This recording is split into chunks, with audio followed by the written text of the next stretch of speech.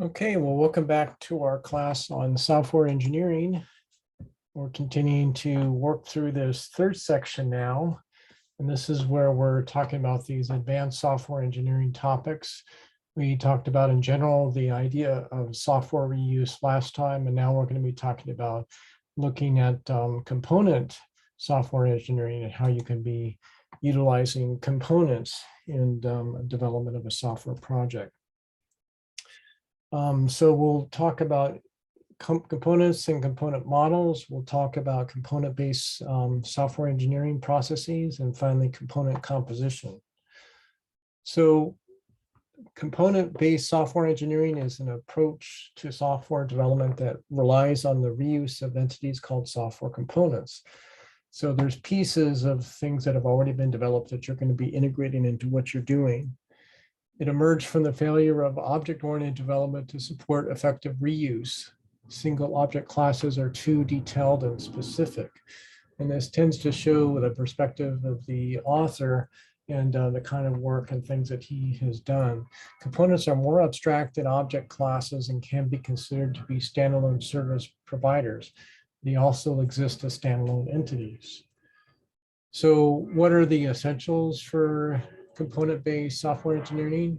You need to be thinking about independent components that are specified by their interfaces. You have component standards to facilitate component integration. You have middleware that provides software support for components interoperability. And finally, a development process that is geared to reuse. So apart from the benefits of reuse, component-based software engineering is based on sound software engineering design principles. And these components are independent, components implementations are hidden, communication is through well-defined interfaces, and one component can be replaced by another, and component infrastructures offer a range of standard services. For component standards, standard need to be established so that components can communicate with each other and interoperable. Unfortunately, there's several competing component standards that have been established, whether it be through Java or Microsoft's COM and .NET and Cobra's CCM. Practice, there are multiple standards that have hidden the uptake of component-based software engineering. It is impossible for component developed using different approaches to work together. An exclusive executable service is a type of independent component. It has a provides interface, but not a requires interface. From the outset, services have been based around standards, so there are no problems in communicating between services offered by different vendors.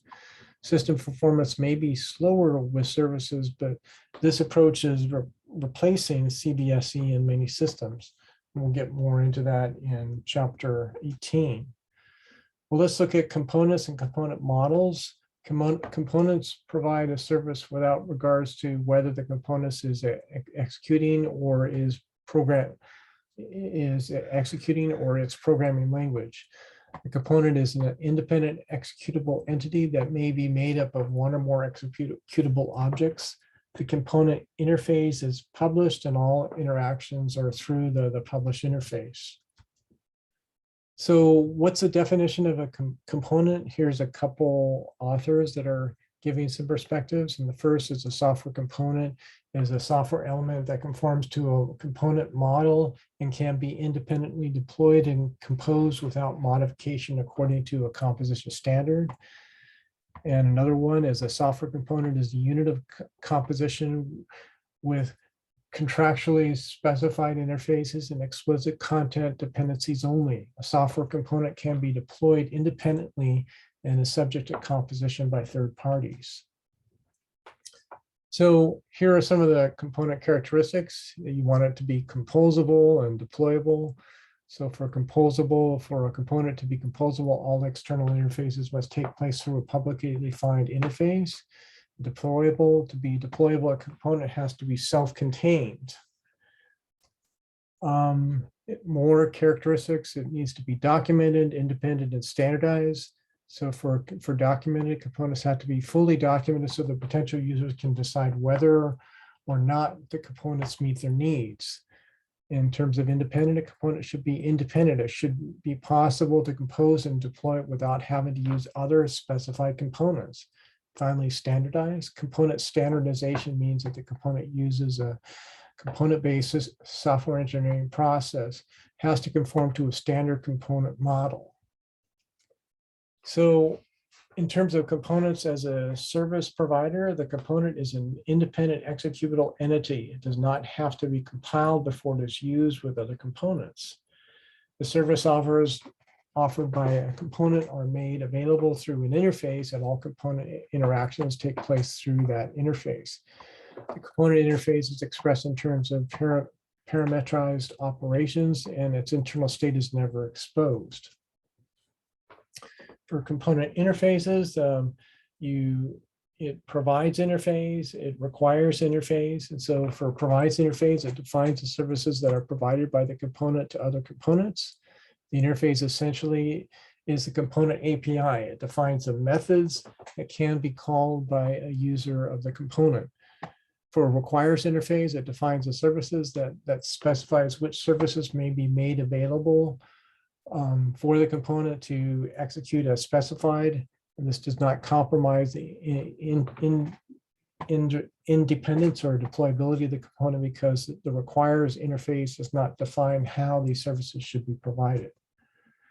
So here's an example of the component interface. And so you have the required interface. It defines the services that are needed and should be provided by other components. And so those are things that it ingest, if you will, and then provides services in terms of the services that are provided by the component to other components.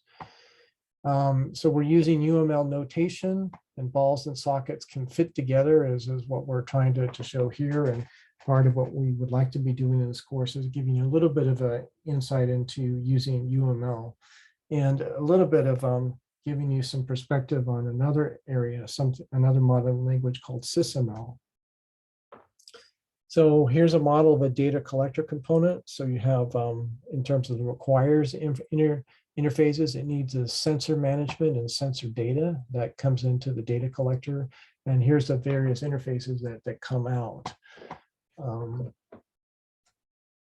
For component access, components are accessed using remote procedures called RPCs. Remote procedure calls. Each component has a unique identifier, usually a URL, and can be referenced from any network computer. Therefore, it can be called in a similar way as a procedure or method running on a local computer. A component model is a definition of standard for component implementation, documentation, and deployment. An example is component modules are enterprise Java beans, the .NET model, and the Cobra component model. The component model specifies how interfaces should be defined and the elements that should be included in an interface definition. So here's some basic elements of a component model, and you can see there's interface, use information, and deployment and use. And so for the interfaces, you have the interface definition, composition, and specific interfaces. For the user information, you have the naming convention, the metadata access, and any customization that's required.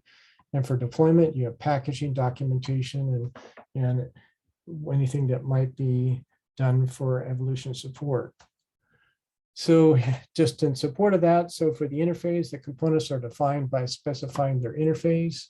The component model specifies how the interface should be defined and the elements, such as the operating names, parameters, and exceptions, which should be included in the interface definition for usage. In order for the components to be distributed and accessed remotely, they need to have a unique name or handle associated with them. And this has to be globally unique. For deployment, the component model includes a specification of how components should be packaged for deployment as independent executable entities. What about middleware support? Component models are the basis for middleware that provide support for executing components.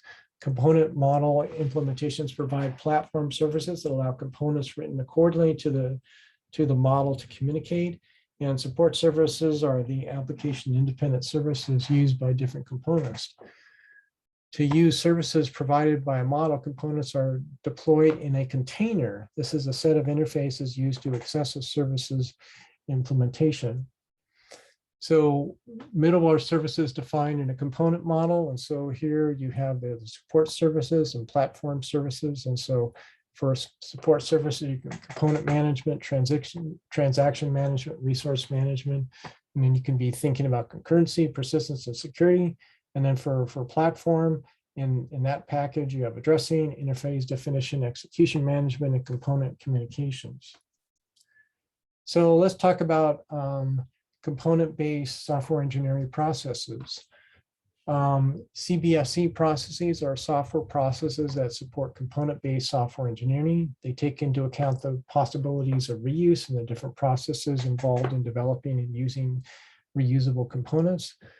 For development for reuse, the process is concerned with developing components or services that will be reused in other application. It usually involves generalizing existing components. Then for deployment with reuse, this process is a process developing new application using existing components and services. So here is a illustration of the software processes. And so you are considering the CBSE for reuse, and then you move into the component management evaluation. And so this domain analyst and design implementer and maintainer and market analyst would be involved with this part. The local external certifier could get involved with, does the component need to have some kind of certification? The specifier, designer, integrator, and maintainer would be involved with considering this CBSE reuse. Then if you would have the component acquisition that you are moving forward with that. And so there's just a lot of interesting moving parts that are involved in the CBSE process. And I won't go through all of these details because it's available here at your leisure. You can look this over. So for supporting processes, component acquisition is a process of acquiring components for reuse or developing into a reusable component.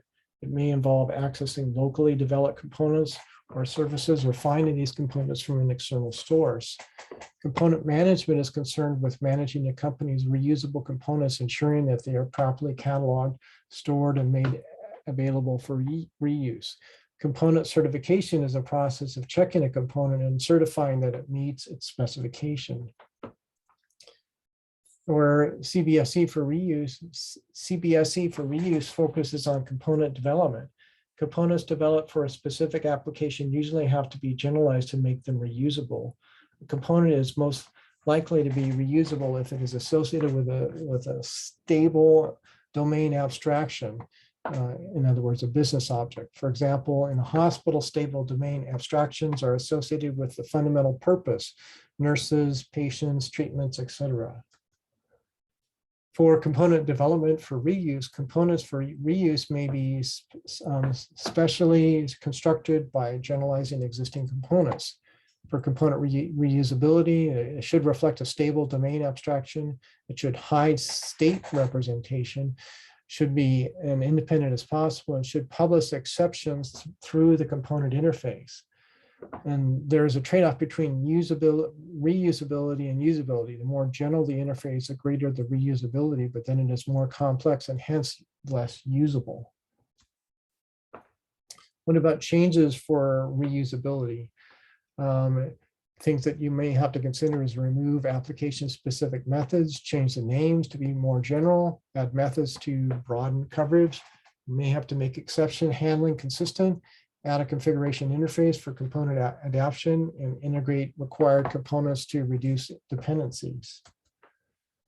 In exception handling, components should not handle exceptions themselves because each application will have its own requirement for exception handling. Rather, the component should define what exceptions can arise and should publish these as part of the interface. Practice, however, there are two problems with this. Publishing all exceptions lead to bloated interfaces that are hard to understand. And the operation of the components may depend on local exception handling, and changing these may have serious implications for the functionality of the component. For legacy system components, existing legacy components that fulfill a useful business function can be repackaged as components for reuse. This involves writing a wrapper component that implements, provides, and requires interfaces that accesses the legacy system. Although costly, this can be less expensive than rewriting the legacy system. So you may have times when that would be a better choice. The development cost of reusable components may be higher than the cost of specific equivalents. The extra reusability enhancement cost should be an organization rather than a project cost. Generic components may be less space efficient and may have longer execution time than their specific equivalents. What about component management? Component management involves deciding how to classify the component so it can be discovered, making the component available either in a repository or as a service, maintaining information about the use of the component and keeping track of different component versions. The company may reuse with a reuse program may carry out some form of component certification before the component is made available for reuse. Certification means that someone apart from the developer checks the quality of the component. So CBSE with reuse processes has to find and integrate reusable components. When reusing components, it is essential to make trade-offs between ideal requirements and the services actually provided by available components. This involves developing outline requirements, searching for components, then modifying requirements according to available functionality, searching again to find if there are better components that meet the revised requirements, and composing components to create the system. Here's just a figure of the flow for CBSE for reuse. You want to be outlining the requirements and identify candidate requirements, modify requirements according to the discovered components. There may have to be some adaptation so to make it fit with what you're trying to do.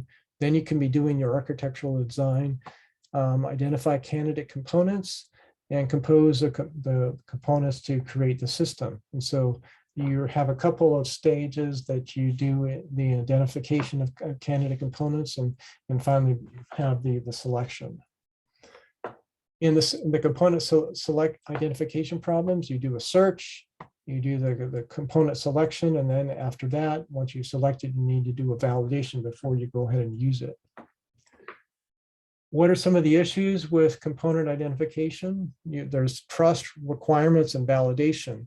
For trust, you need to be able to trust the supplier of the component. At best, an untrusted component may not operate as advertised, and at worst, it may breach your security. That would be a terrible thing. Requirements, different groups of components will satisfy different requirements. And finally, validation, the component specification may not be detailed enough to allow comprehensive tests to be developed. Components may have unwanted functionality. How you can test this will not interfere with your application. For component validation involves developing a set of test cases for a component, or possibly extending test cases supplied with that component, and developing a test harness to run component tests. The main problem with component validation is that the component specification may not be sufficiently detailed to allow you to develop a complete set of component tests. As well as testing that component for reuse does what you require, you may also have to check that the component does not include any malicious code or functionality that you don't need. In terms of an example, the Ariane launch failure, or you might have had some familiarity, or maybe you might want to look it up. And so in 1996, the first test flight of the Ariane 5 rocket ended in disaster when the launcher went out of control 37 seconds after takeoff. The problem was due to a reused component from a previous version of the launcher, the inertial navigation system, that failed because assumptions made when the component was developed did not hold for Ariane 5. The functionality that failed in this component was not required for Ariane 5. So this is an example of some of the things that you need to be aware of. What about component composition? The component composition is the process of assembling components to create a system. The composition involves integrating components with each other and with the component infrastructure. Normally, you have to write glue code to integrate components. So what are the types of composition? There's sequential, there's hierarchical, and there's additive. So for sequential composition, this is where the components are executed in sequence. This involves composing the process interfaces of each component. For hierarchical composition, this is where one component calls on the services of another. This provides the interface of one component is composed with the requires interface of another. And third, the additive composition is where the interfaces of two components are put together to create a new component. It provides and requires interfaces of integrated components is a combination of interfaces of constituent components. So here's an illustration of the types of components. First is a sequential. You have to do A before you do B. And here we're seeing an example of a hierarchical composition. And so these things are connected into flowing to come to a final end state. And finally, we have an additive composition where you have some things that are going on in parallel. Glue code allows components to work together. If A and B are composed sequentially, the glue code has to call A, collect its results, and then call B using the results, transforming them into the format required by B. Glue code may be used to resolve interface incompatibilities as well. What are some examples of interface incompatibility? There can be parameter incompatibility, operation incompatibility, and operation incompleteness. Parameter incompleteness is where operations have the same name but are of different types. Operation incompatibility is where the names of operations in the composed interfaces are different. And finally, operation incompleteness is where the provider interfaces of one component is a subset of the required interfaces of another. So talking about components with incomplete interfaces. And so here you can be thinking of a couple examples, say in a lookup feature and in terms of a mapping feature. So for adapter components, this addresses the problem of component incompatibility by reconciling the interfaces of the components that are composed. Different types of adapters are required depending on the type of composition. An address finder and a map finder component may be composed through an adapter that strips the postal code from an address and passes this to the mapper component. So that would be an example of how that might work. So in terms of a composition through an adapter, the component postcode stripper is the adapter that facilitates a sequential composition of address finder and map components. Here is how an adapting linking a data collector and a sensor could look like. And so saying our weather monitoring example that we keep coming back to. And so you have a sensor that needs to have an adapter that hooks it up to a data collector. And so that the things that are needed by the data collector are retrieved from the sensor and then sent out with the external outputs that is made available. Then for a photo library composition, and so you have the photo library, and here we're using an adapter that only uses one of those items. And so here we have an adapter that hooks into that, and it connects it to the image manager and the user interface. For interface semantics, you have to rely on component documentation to decide if interfaces that are syntactically compatible are actually compatible. And so you can consider an interface for the photo library component as an example. And so here we have an illustration of the photo library documentation. I won't go over that in detail. And so there is something called the object constraint language, or OCL. has been designed to define constraints that are associated with UML models. It is based around the notion of pre and post condition specification, common to many formal methods. And so here is an OCL description of the photo library interface, and I'm not going to go over this, but this will be available. You can look it over.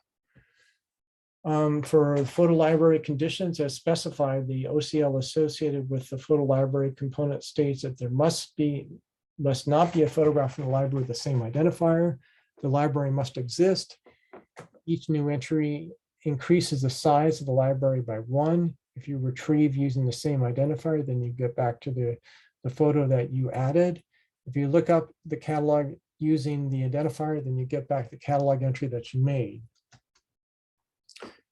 What about composition trade-offs? When composing components, you may find conflicts between functional and non-functional requirements and conflicts between the need for rapid delivery and system evolution.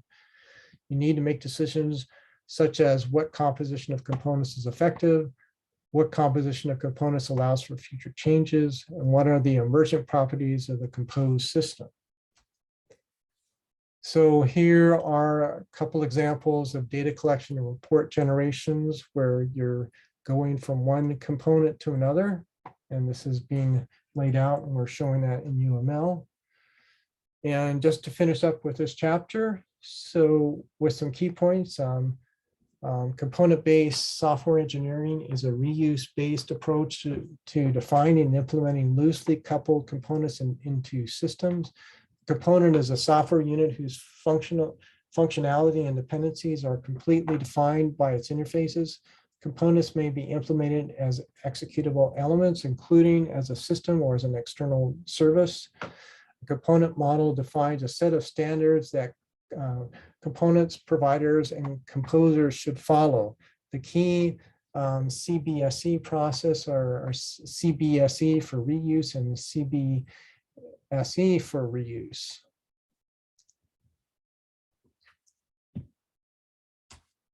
I think there's a typo on the bottom of there, so apologize that. And during the CBSE process, the processes of requirement engineering and system design are interleaved. Component composition is a process of wiring components together into creating a system. When composing reusable components, you normally have to write adapters to reconcile different component interfaces. When choosing compositions, you have to consider required functionality, non-functional requirements, and system evolution. Okay, well, thank you very much. That's going to be the end of this lecture.